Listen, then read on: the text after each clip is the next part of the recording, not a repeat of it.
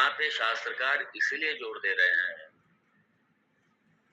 क्योंकि अपने स्वयं की ये कई बार ये होते हैं ना स्वयं को अपने दम पे हमने तो अपने दम पे इसलिए शास्त्र में ऐसी बुद्धि को अनियंत्रित बुद्धि की कहा गया है अनियंत्रित बुद्धि। तो जो अपने स्वयं के अनियंत्रित बुद्धि से कल्पित कल्पनाओं के आधार पर अपने ही द्वारा विभिन्न तर्कों का निर्माण करते हैं, तो यहाँ मनन में ये काम नहीं करेगा। तो वेदांत में उस तर्क का सहारा लेना पड़ेगा जो वेदांत अनुकूल हो, वेदांत सम्मत हो, शास्त्र सम्मत हो, और वही जाकर के साधक को ज्ञान में प्रतिष्ठित करेगा। कपोल कल्पित नहीं, कपोल कल्पित वो जाकर के ज्ञान में प्रतिष्ठित करेगा।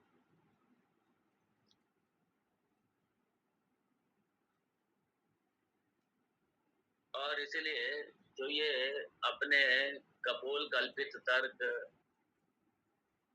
वेद से परे, शास्त्र से परे, जिनका कोई बेस नहीं है, कुतर्क, ऐसे का वेदांत में कोई स्थान नहीं है। और अगर वो वेदांत के साथ में लेकर के चलेंगे तो अर्थ का अनर्थ हो जाएगा। वेदांत कुछ कहना चाहता है, वेदांत कुछ कह रहा है, वो समझ कुछ और रहेगा, और फिर वो कहते हैं हमने तो समझ लिया। ये साथ में और कहते हैं वो हमने समझ लिया।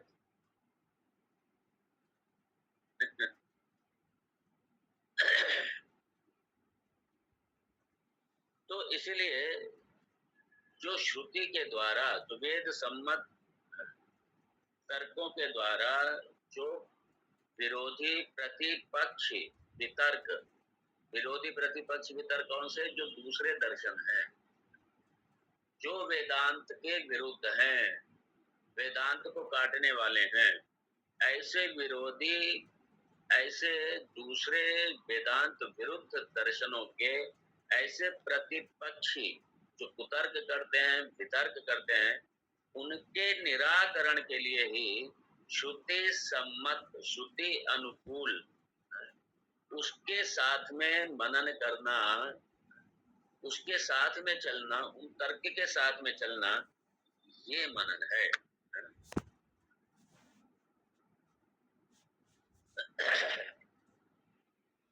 और यहाँ पे टीकाकार ने एक मनुस्मृति का भी इसी संबंध में कोट किया है। देखिए एक बात बताएं,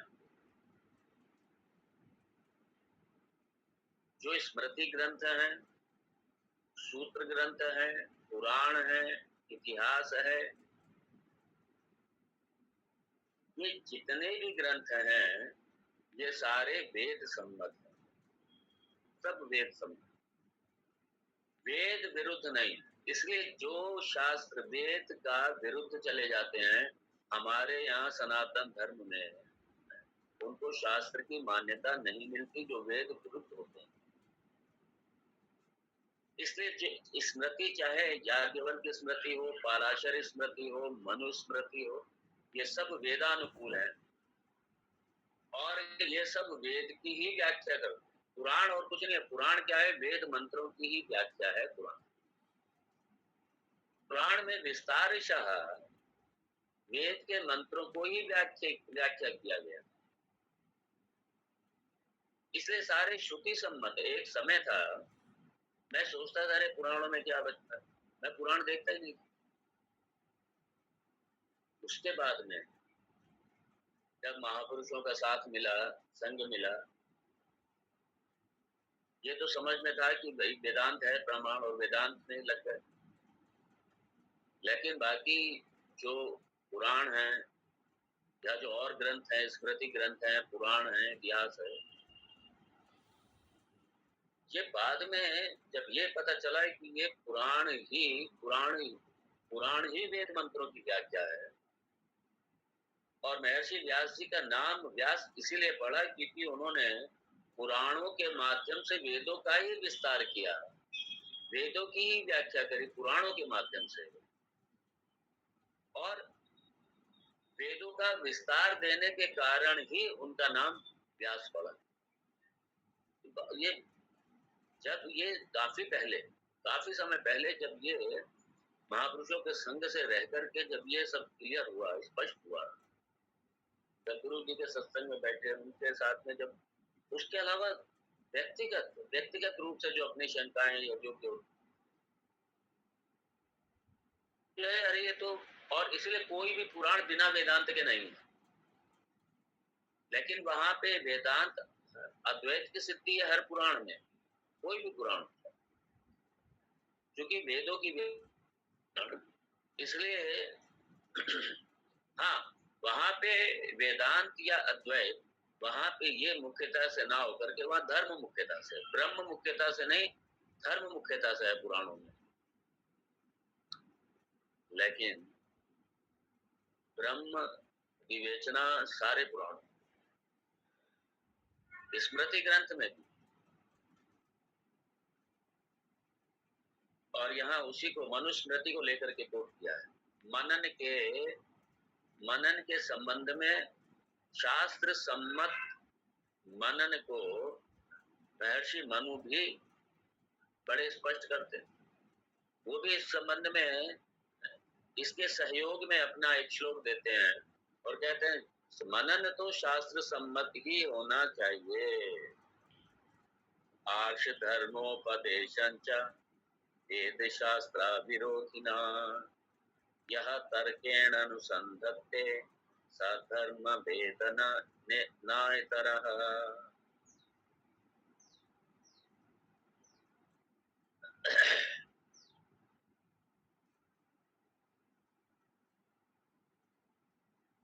आर्ष धर्मोपदेशंच वेद शास्त्र विरोधिना, वेद शास्त्र अविरोधिना यह तर्केण अनुसंधत्ते, इसलिए वेद शास्त्र के अविरोधिना, वेद शास्त्र से विरुद्ध न हो, वेद शास्त्र के सम्मत हो। कौन सा? यह तर्केण अनुसंधत्ते, या तर्केण अनुसंध, और वेद सम्मत तर्क के साथ में यदि कोई अनुसंधान करता है, वेद सम्मत तर्क के साथ में यह कोई भी अनुसंधत्ते, यदि वेद सम्मत तर्क के साथ में अनुसंधान होता है वो धर्म है, वो है। और वही वेद का ये कौन कह रहे हैं? ये महाराज मनु जी कह रहे हैं। इसलिए तर्क भी वेद सम्मत के साथ में यदि कोई अनुसंधान कर,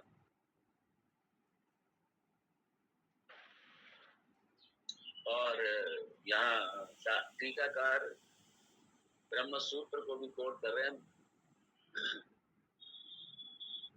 महर्षि व्यास जी का ब्रह्म सूत्र का ये सूत्र, और भगवान शंकराचार्य जी ने, आपको पता ही है सूत्रों की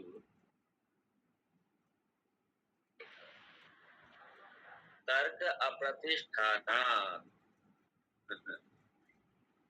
तो भगवान शंकराचार्य जी ने जो कुतर्क है, कुतर्क की अप्रतिष्ठा की है, जो वेद विरुद्ध जो कपोल कल्पित तर्क है, उसकी भगवान शंकराचार्य जी ने भी उसको प्रतिष्ठित नहीं किया। और इसीलिए भगवान शंकराचार्य कहते हैं कि शास्त्र का सहारा लीजिए, श्रुति कपोल कल्पित तर्कों से बचिए, कुतर्कों से वितर्कों से बचिए, शास्त्र सम्मत तर्क के साथ में चलिए, श्रुति विरुद्ध नहीं। इसलिए मनन भी हो तो शास्त्र सम्मत होना चाहिए, ये नहीं अपने अपने ढंग से उसकी विवेचना करने बैठ जाए। और महाराज मनु ने भी यही कहा है, वेद शास्त्र के विरुद्ध ना हो, अविरोधी ना, वेद शास्त्र के अविरुद्ध हो, विरुद्ध ना हो, और भगवान शंकराचार्य भी कह रहे हैं कि कपोल कल्पित ना हो, शास्त्र सम्मत हो। और इसलिए अनियंत्रित तर्क के द्वारा शास्त्र का जो तात्पर्य निश्चय है उसकी प्रतिष्ठा नहीं हो सकती। जो शास्त्र का तात्पर्य निश्चय उसकी प्रतिष्ठा नहीं हो सकती, अर्थात जो शास्त्र का सम्मत जो तात्पर्य है उससे हट करके कहीं और चले जाएंगे, वो अरण्य है ना, ये भटक जाएंगे। इसलिए शास्त्र और गुरु को अंत तक नहीं छोड़ना चाहिए, यहाँ पे ये आशय है। शास्त्र और गुरु इनको नहीं छोड़ना चाहिए। अगर शास्त्र को छोड़ा तब भी गए, गुरु को छोड़ा तब भी गए। तो शास्त्र और गुरु यहाँ पे यही है। इसलिए जो अंत में तो बड़े स्पष्टता से स्वयं अन्वेषणम न कुर्यात् स्वातंत्रेण, भाष्य में लिखा है भगवान ने, स्वतंत्र रूप से अन्वेषण, अपने आप अन्वेषण मत करो। क्या करो? गुरु की शरण में जाओ। और कौन सा गुरु? श्रोत्रिय ब्रह्मनिष्ठ, स्वयंभू के नहीं, असंप्रदाय के नहीं, स्वयंभू के लिए नहीं। श्रोत्रिय ब्रह्मनिष्ठ गुरु के पास जाओ और वहां पे अगर मनन भी करो, श्रवण तो कर लिया, मनन भी करो तब भी मार्गदर्शन में करो। जहां पे शंका हो तुरंत किसी का सहारा, किसी का सहयोग लेना चाहिए, अपनी मन मर्जी से नहीं। इसलिए मैं गुरु जी कहते थे कि कभी कोई शंका हो, शंका अगर उठ गई है तो फिर, और अगर अपने आप उसका वो मत करो। अपने आप में क्लैरिटी होती तो शंका नहीं उठती। बड़ा उन्होंने सुंदर एक लॉजिक दिया कि अगर आप में स्पष्टता है तो फिर शंका तो उठनी नहीं चाहिए। और अगर शंका उठी इसका मतलब है अपने आप में स्पष्टता है ही नहीं। इसलिए जब भी शंका उठे तो किसी महापुरुष के चरण में जाओ, उनके शरण में जाओ और उनसे अपनी शंका का निवारण करो। यहाँ पे यही बात है, मनन का ये है मनन। तब जाकर के शंका की निवृत्ति के बाद में तब ज्ञान की स्पष्टता आएगी। और ज्ञान की स्पष्टता आने के बाद में भी अभी विपर्य निवृत्ति नहीं हुई है। इसलिए विपरीत भावना की निवृत्ति के लिए निधिध्यासन बहुत बड़ा, इसके अलावा कोई साधन ही नहीं। इसलिए मात्र श्रवण मनन से काम नहीं चलेगा, निधिध्यासन भी करना पड़ेगा। अविच्छिन्न सजातीय वृत्ति प्रवाह, निरंतर तत्व चिंतन। अब देखिए ध्यान दीजिए यहाँ पे,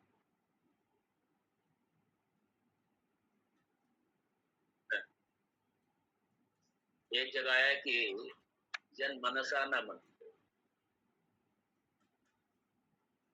मतलब वहां पे जन मनसा न मन से मतलब अपने आप स्वतंत्र रूप से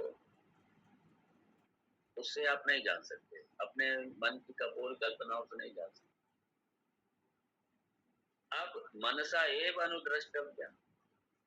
अब निधिध्यासन में क्योंकि वृत्ति तो आपकी मन में ही उठेगी ना, क्योंकि ये जो मन बुद्धि जहाँ पे चिदाभास है, जहाँ चिदाभास है, जहाँ पे तादाद में, वहीं पे तो जाके प्रहार होगा। इसीलिए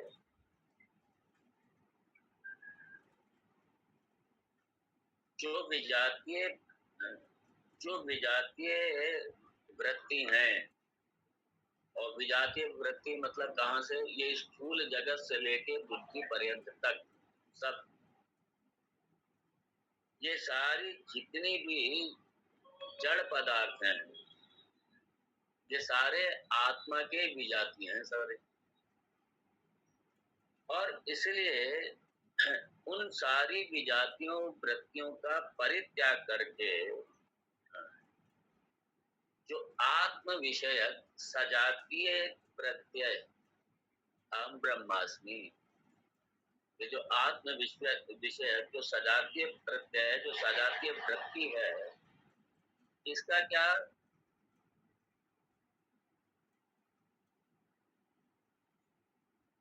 जैसे आप तेल कहीं उलटते हैं तो एक पूरी ऊपर से नीचे तक धार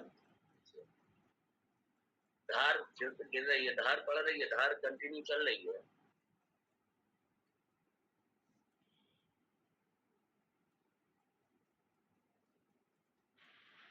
तो इसी तरीके से सजातीय वृत्ति, ब्रह्म विषयक वृत्ति, आत्म विषयक वृत्ति, अहम ब्रह्मास्मि, ये जो अखंडाकार वृत्ति है, अब ये होगी का, ये मन में होगी, तो मनसा एव अनुद्रष्टव्यम।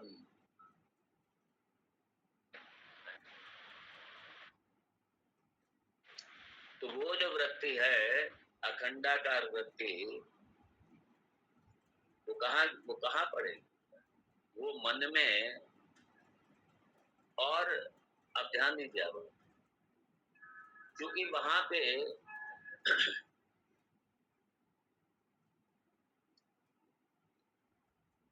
सारी वृत्तियों का बात हुआ, लेकिन जो चिदाभास रूप से जो ये विषयाकार और देहाकार होकर के जो ये मैं पना, अहंकार पना, जो मैं पना बन रहा था, उस मैं का अधिष्ठान रूप से जो बिंब है, जो चित तत्व है, उसके साथ में मतलब क्या कि वो मैं हूं, मैं बिंब हूं, और ये बिंबवत, ये जो बिंबवत है, जो सच्चिद आनंद रूपवत जो वृत्ति है, वो तैल धारावत, क्योंकि विजातीय से तो रहित हो गए, विजातीय से रहित हो गए। अब सारा सजातीय, ये अहम ब्रह्मास्मि, ये अखंडाकार वृत्ति, ये तैल धारावत अपने इसी तैल धारावत वृत्ति, इसी अपने स्वरूप में रहना, ये निधिध्यासन है।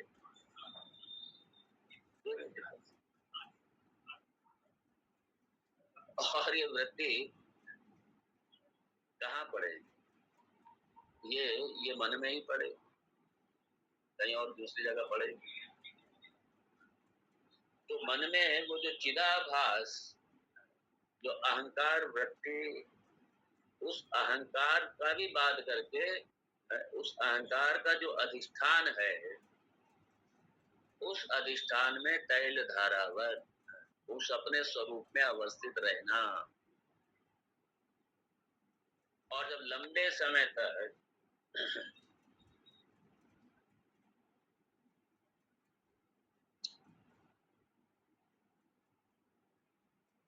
अब इसके बाद में जो सविकल्प समाधि, ये थोड़ा सा यहाँ पे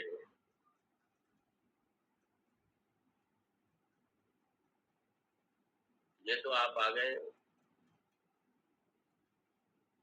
निर्विकल्प समाधि पे, मतलब जहाँ पे आपका देहात्म अध्यास और अहंकार इन सबका क्या हो गया, बिल्कुल गल गया। लेकिन ये अवस्था एकदम से नहीं आती, इस अवस्था के आने से पहले सविकल्प रहता है। सविकल्प में क्या है? ज्ञाता ज्ञान और ये जो है, ये त्रिपुटी, ये बनी रहती है, ये बनी रहती है। तो निर्विकल्प समाधि से पहले जो सविकल्प समाधि है, पहले यही बनी रहती। इसलिए जब अभ्यास करते अभ्यास करते करते निर्विकल्प में पहुंचते हैं, इसलिए अभ्यासेन तु वैराग्य, इसलिए अभ्यास वैराग्य। तो जितना वैराग्य प्रबल होगा उतना अपने निर्विकल्प जो स्वरूप है, आत्म तत्व है, उसमें जाने में उतना ही आसानी होगी। और उसके लिए निधिध्यासन का सहारा लेना पड़ता है। इसी निधिध्यासन में बैठ करके जो जो विकल्प है, ज्ञाता ज्ञान के, क्योंकि मैंने कहा ना, इसलिए देहात्म अभ्यास इतना आसान नहीं होता है, अभ्यास करना पड़ता है। इसको अभ्यास करना पड़ता है, और जब अभ्यास के साथ में वो त्रिपुटी का जब लय होता है तब निर्विकल्प समाधि आती है। तब तो आंखें खोल करके भी समाधि है। यत्र यत्र मनो याति तत्र तत्र समाधया, वो तो ज्ञान के बाद फिर ये स्थिति आ जाती है। फिर उसको निर्विकल्प समाधि लगाने की भी जरूरत नहीं पड़ती, क्योंकि निर्विकल्प समाधि में इतना अभ्यास हो गया कि उसके बाद में कि ये जगत को देखते हुए भी तो निर्विकल्प, निर्विकल्प मतलब क्या, अब ये सिर्फ ब्रह्म ही बचा, दूसरा कुछ है ही नहीं। और जहां जहां मन गया, जहां जहां मन गया, वहां वहां ब्रह्म ही है। मन का अपना ही मर्दन हो जाता है, मन का अपना ही मर्दन होता है। मन में उठने वाली जो विजातीय वृत्ति है वही समाप्त हो जाती है। ये काफी लंबे अभ्यास के बाद में आता है। ये जो बड़े विरक्त महापुरुष जो हमारे, जो बड़े ब्रह्मनिष्ठ, जब ये ब्रह्मनिष्ठ, ये ऐसी अवस्था को ब्रह्मनिष्ठ कहते हैं। इसलिए खाली इंटेलेक्चुअली समझ लेना पर्याप्त नहीं है। ये ऐसी स्थिति में आनी चाहिए, निर्विकल्प की स्थिति आनी चाहिए।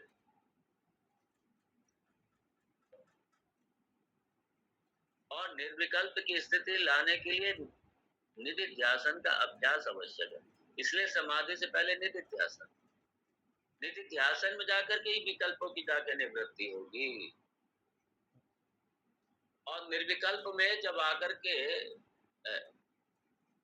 निधिध्यासन के माध्यम से निर्विकल्प में आकर के, पहले सविकल्प में आएंगे फिर निर्विकल्प में जाएंगे, एकदम छलांग नहीं लगेगी।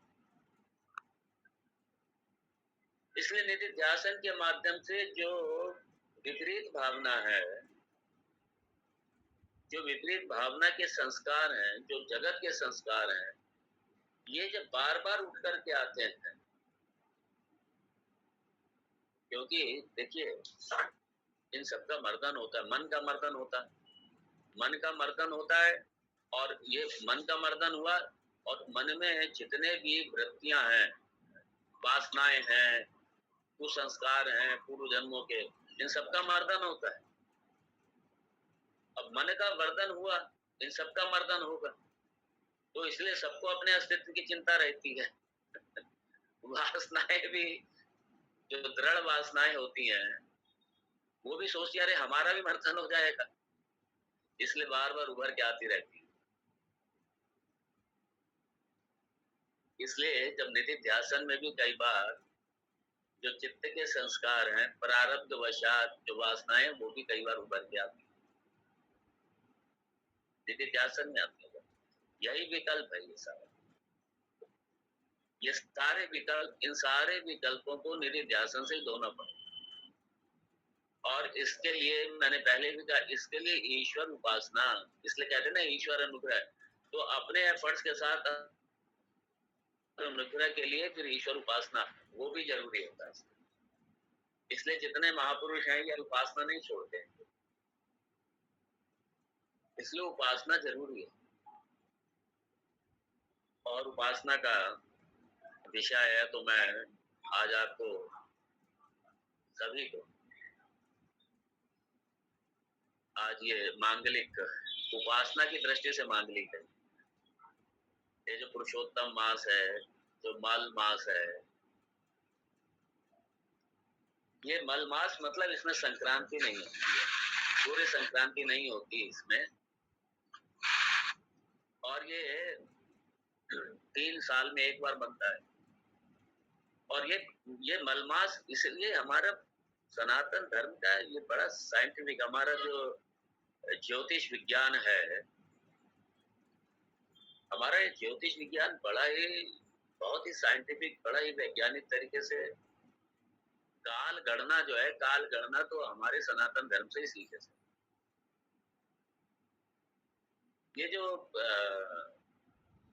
अंग्रेजी जो नववर्ष जिसके साथ हम लोग चलते हैं,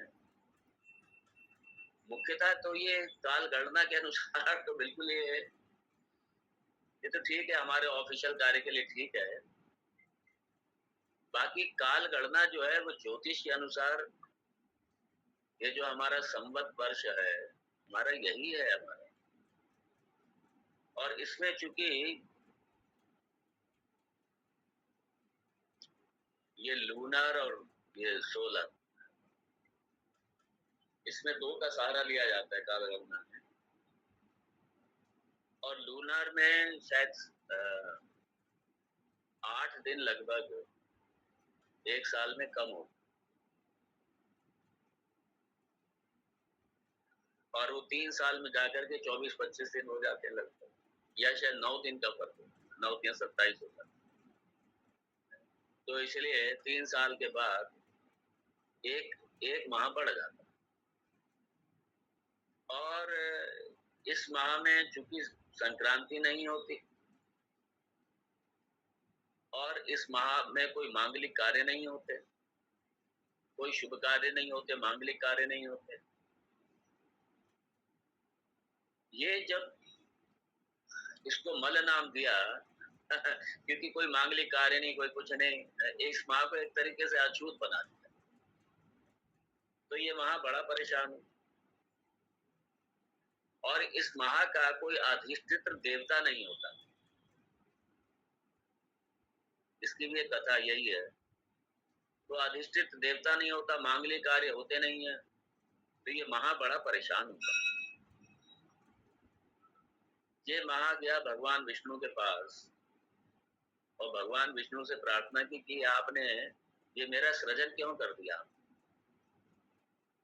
क्योंकि सब मेरी उपेक्षा करते हैं, मेरी निंदा करते हैं, मुझे मल नाम दे दिया गया, कोई मांगलिक कार्य नहीं होता, और मेरा कोई अधिष्ठान देव भी नहीं है मेरा कोई। तो ये मेरे साथ पक्षपात हुआ है, ये मेरे साथ पक्षपात किया, और मुझे बिल्कुल, जैसे आज की भाषा में क्या, मुझे तो कोई लिफ्ट ही नहीं मारता मुझे उपेक्षित करके रख दिया बिल्कुल एकदम। ये मेरे साथ न्याय नहीं हुआ, जस्टिस नहीं हुई मेरे साथ।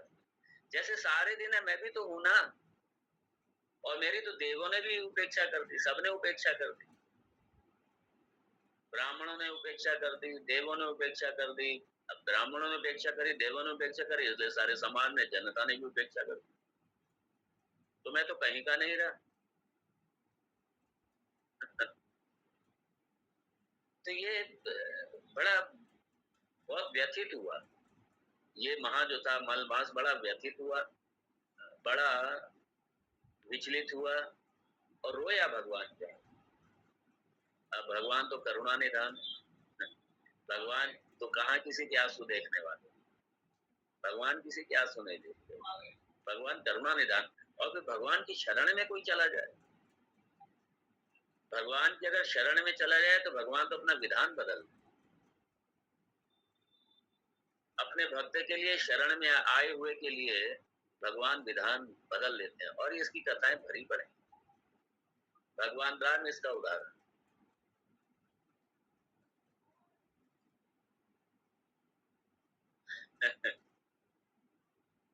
एक बार जो शरण में आ जाए भगवान की, बस, और कह दे कि भगवान मैं आपका हूं, मुझे क्षमा कर दो मेरी गलती, एक बार कोई शरण में आ, तो उनकी गलतियों को भी भगवान माफ कर देते। और मलमास चूंकि शरण में गया भगवान की, और भगवान के आगे रोया, अपनी स्थिति बताई, तो भगवान ने कहा तुम परेशान ना हो, तुम्हारा कोई अधिष्ठात्र देव नहीं है, तुम्हारा अधिष्ठात्र देव मैं हूं तुम्हारा अधिष्ठात्र। और ठीक है, मांगलिक कार्य ज्योतिष विज्ञान के अनुसार ठीक है, वो अपनी जगह सही है, क्योंकि संक्रांति नहीं है, इसलिए मांगलिक कार्य कोई नहीं होगा इसमें। लेकिन मांगलिक कार्य तो नहीं होगी, लेकिन मेरी उपासना तो होगी। इसलिए इस माह का अधिष्ठात्र देव मैं हूं, और इस माह में मांगलिक कार्य तो नहीं होंगे, लेकिन जो उपासना आदि कार्य हैं, जो पूजा आदि कार्य हैं, यज्ञ दान तप जो कर्म है, यज्ञ दान तप कर्म, जो ईश्वर उपासना, ईश्वर के निमित्त किए जाने वाले जितने भी कर्म हैं, जितना भी दान है, जितनी भी साधना है, या आपका श्रवण मनन निधिध्यासन भी है, इसमें सारी उपासनाएं,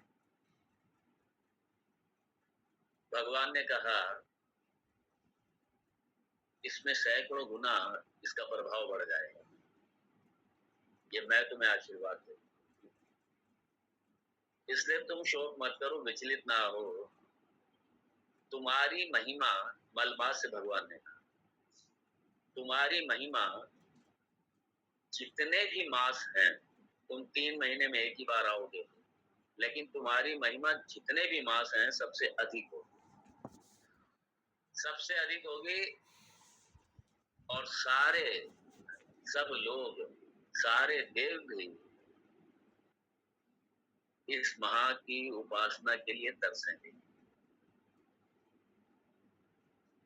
इसलिए ये महा सिर्फ उपासना के लिए बना है।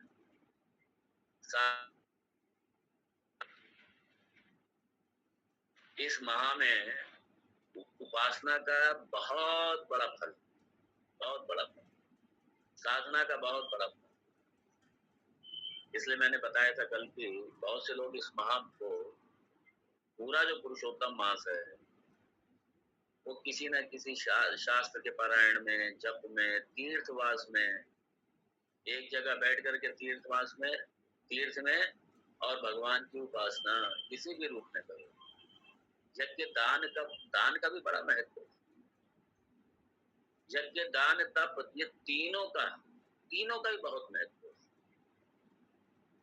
अपना जो कुछ भी, जितना भी समय, अधिकांश रूप से जो समय हमारे पास है, अपने व्यावहारिक कार्यों के अतिरिक्त, अर्थात अपना जो स्वधर्म है, जो स्वधर्म चाहे वो परिवार के संबंध में है, चाहे व्यापार के संबंध में है, चाहे आपका जॉब के संबंध में है, ये तो आपको करना ही करना है। जिसका जो है वो सब करे, और वो भी उपासना समझ करके करे।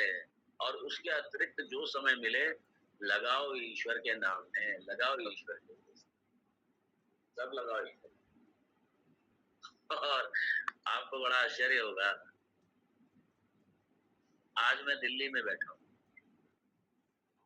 हमारे स्वामी जी एक यहाँ पुरुषोत्तम मास ले रहे थे, तो हमसे कहा था आप भी आ जाओ।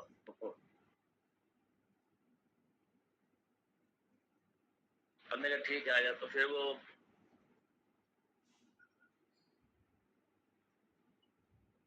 मैंने कहा ठीक है, इसीलिए थोड़ा सा विलंब से आज शुरू किया, क्योंकि मैं पहुंचा ही लेट।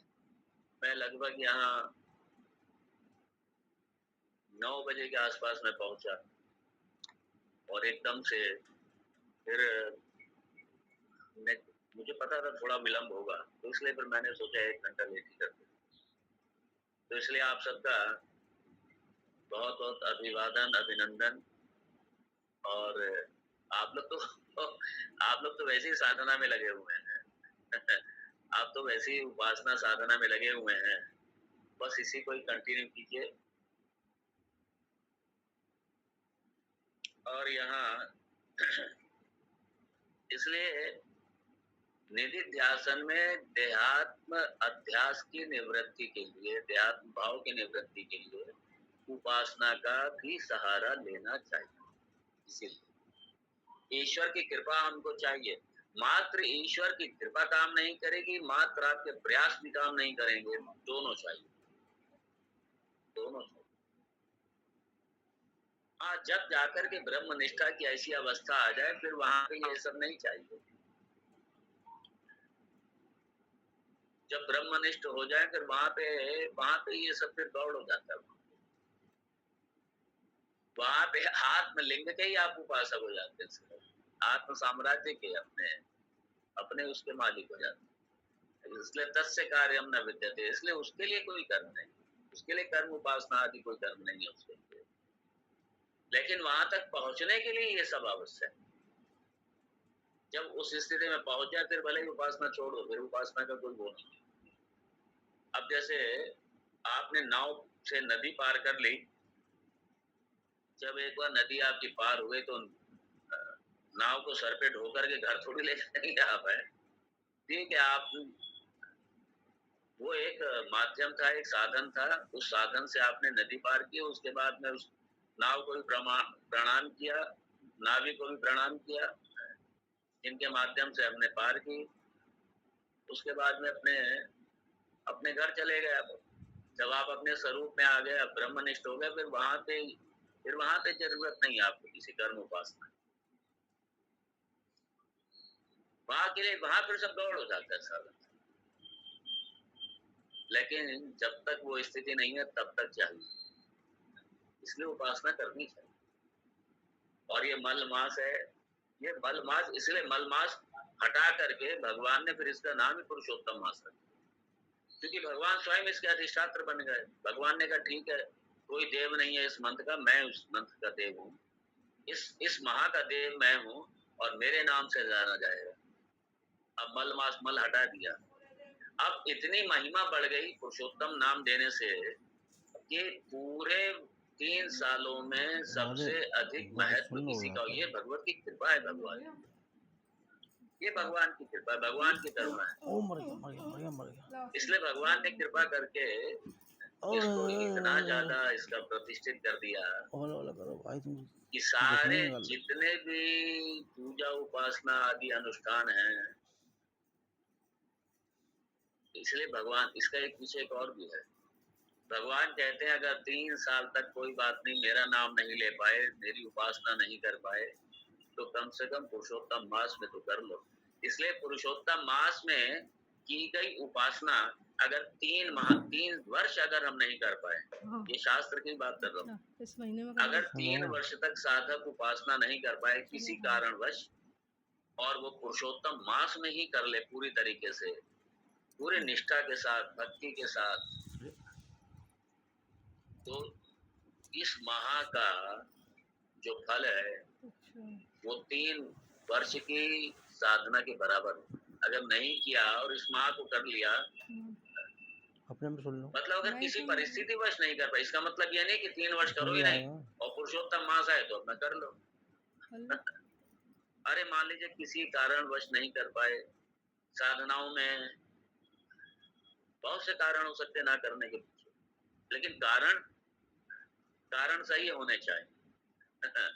बहानेबाजी नहीं, कारण सही होने चाहिए, कारण का आधार होना चाहिए कि ठीक है कोई रोग था, कोई घर में बीमार था, उसकी देखभाल करनी है, 24 घंटे साथ में रहना है, उसकी सेवा करनी है, इस तरीके का कोई है, या और भी कोई कि आपके बिना कार्य नहीं चल सकता था, करना बहुत जरूरी था, नहीं कर पाए। जब ऐसी कोई अवस्थाएं आती हैं,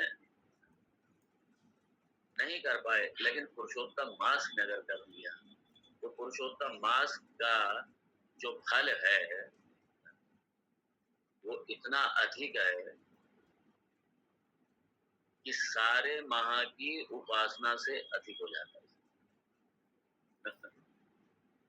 इसलिए पुरुषोत्तम मास की साधना, ये जो कुंभ का जो समय आता है, कुंभ के समय के बाद में पुरुषोत्तम मास का ही आता है।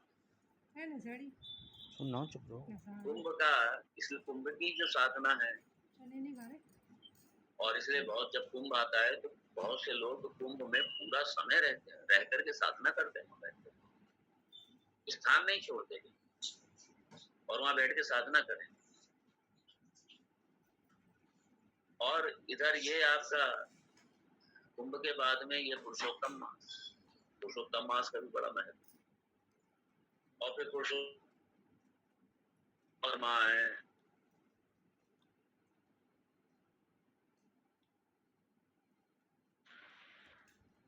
चैत्र है,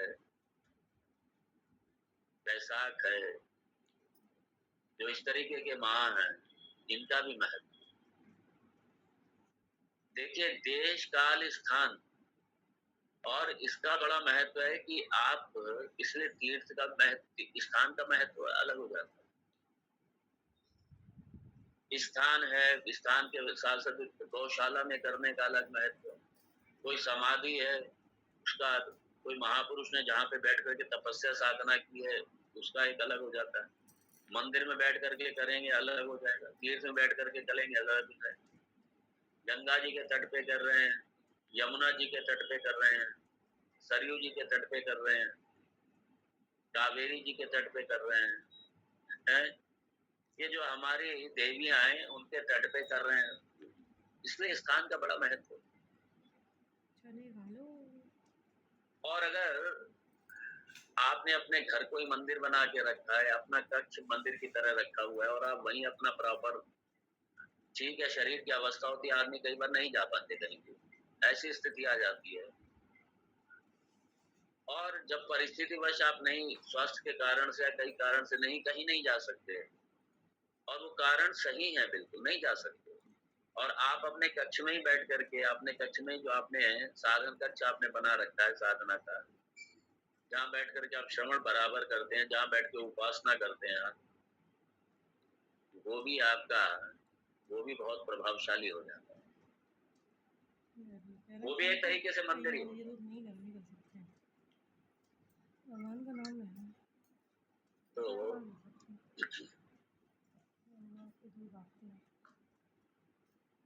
इसलिए सविकल्प से निर्विकल्प की तरफ पहुंचने के लिए, सविकल्प, क्योंकि देह अभ्यास आसान नहीं होता, इसलिए अभ्यास जब बार बार करेंगे, बार बार अभ्यास करेंगे, तब सविकल्प से आप निर्विकल्प की तरफ जाएंगे। वहां पे विकल्पों का बाद होगा। तो पता लगे, जल्दी जाया करो ना, धूप में जा रहे, जल्दी जाते हैं नहीं।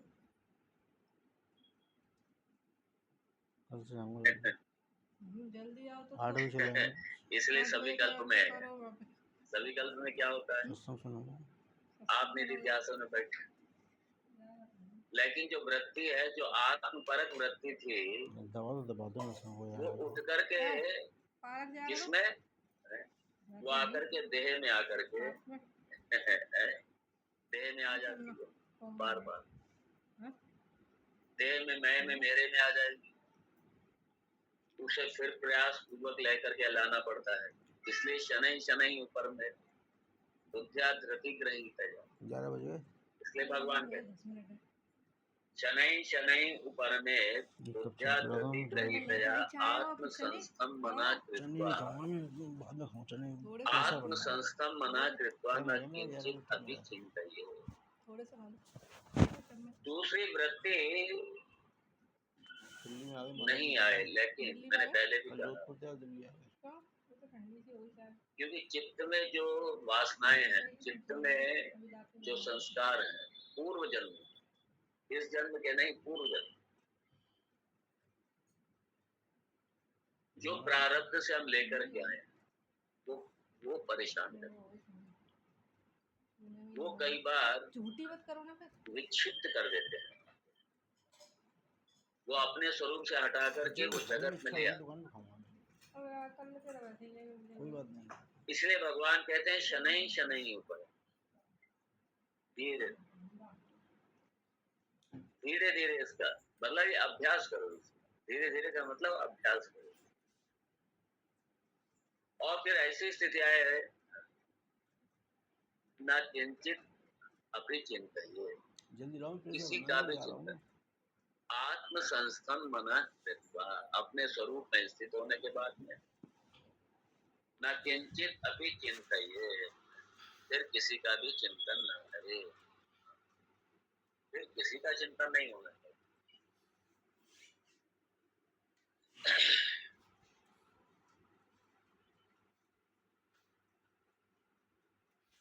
क्योंकि जब शुरू शुरू में अभ्यास करेंगे तो ये आएगा ही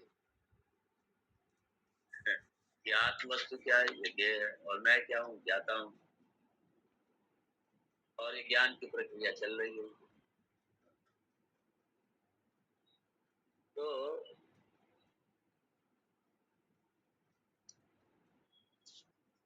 ये एक उदाहरण दिया है जो शास्त्रकार ने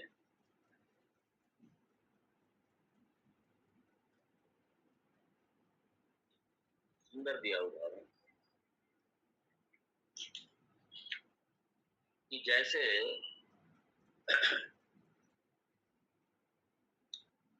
कुम्हार जो है ना, कुम्हार मिट्टी से बहुत सी चीजें बना देता है, हाथी, घोड़े, ऊँट, गधे, गाय, पता नहीं क्या क्या बना देता है।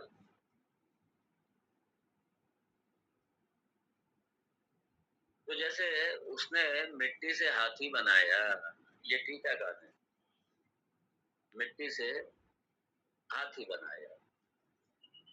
अब मिट्टी से जो हाथी बनाया, तो इधर हाथी को देख रहे हैं, हाथी की प्रतीति हो रही है, और उसके मिथ्यात्व का भी मान लो पता है, प्रतीति भी हो रही है, मिथ्यात्व का भी पता है, ये तो मिथ्या है, लेकिन प्रतीति भी हो रही है। अर्थात वो जो हाथी का सत्य है, वो तो हाथी का सत्य क्या है, मिट्टी है, वो हाथी है ही नहीं, क्या है, मिट्टी है। तो मिट्टी का मिट्टी का बोध होता रहता है हाथी को देखने पर भी, लेकिन हाथी की प्रतीति जो है ये बनी रहती है, ये प्रतीति समाप्त नहीं होती। और साथ में ये भी रहता है क्या कि अरे ये हाथी वाथी कुछ नहीं है, ये मिट्टी है, ये सब।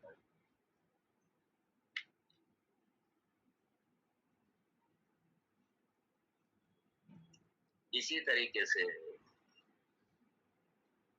जो अद्वैत में अर्थात श्रवण मनन निधिध्यासन के द्वारा अद्वैत में जब परिणित चित्त होता है, तो उसमें ज्ञाता ज्ञान ज्ञेय की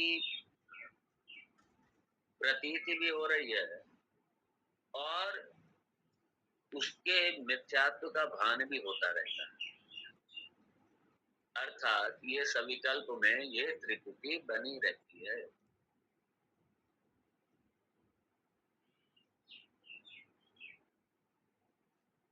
लेकिन जब निर्विकल्प में आते हैं सविकल्प से, तब जाकर के ब्रह्म की जो पारमार्थिक सत्ता है, जो पारमार्थिक सत्ता,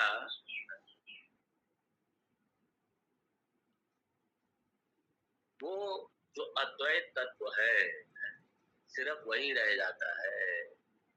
सविकल्प में क्या है, सविकल्प में उस अद्वैत सत्ता का भी वास होता रहता है, लेकिन बीच बीच में क्या हो जाता है, ये जो त्रिपुटी है, ये त्रिपुटी का भी ये भी होता रहता है, ये सविकल्प में बना रहता है। इसलिए एक लंबे अभ्यास के बाद में जाकर के जब हम निर्विकल्प में आते हैं, तब जाकर के ये भी छूटता है, तब छूटता है। तो इसलिए शास्त्रकार बड़ा स्पष्ट कर रहे हैं कि निधिध्यासन में भी अद्वैत की स्थिति एकदम से नहीं आती, पहले सविकल्प की आएगी, फिर निर्विकल्प, ये भाव है। तो